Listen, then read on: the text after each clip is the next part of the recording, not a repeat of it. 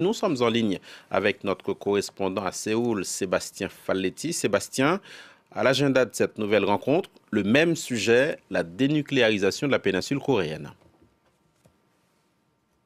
Oui, le second sommet Trump-Kim Jong-un est bien sur les rails, puisque le dirigeant nord-coréen est en route vers le Vietnam. Il devrait arriver là-bas sans doute mardi.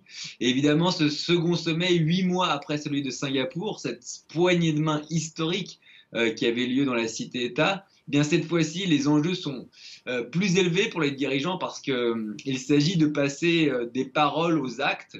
On sait que depuis 8 mois, il ne s'est pas passé grand-chose sur le terrain, hormis cette grande déclaration à Singapour qui parlait de travailler à la dénucléarisation de la péninsule.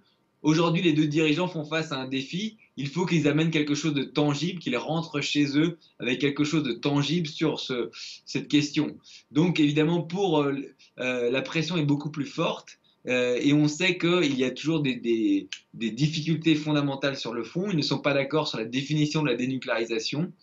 Donc la grande question, c'est est-ce que les dirigeants peuvent arriver à faire des progrès, même modestes, mais qui permettent de maintenir le processus, la dynamique diplomatique en place et poursuivre cette dynamique dans les mois à venir.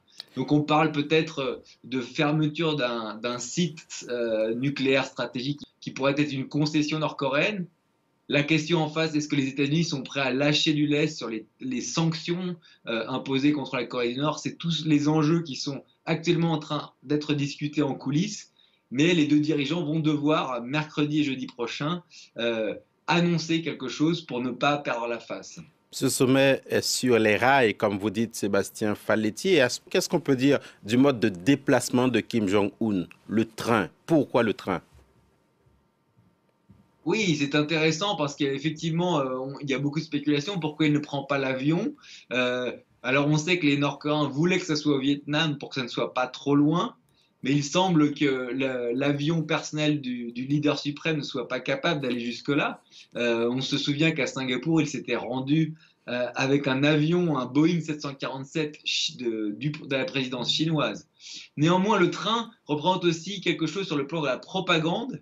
Il faut se souvenir que le grand-père de l'actuel leader, donc Kim Il-sung, avait voyagé en train jusqu'en Pologne.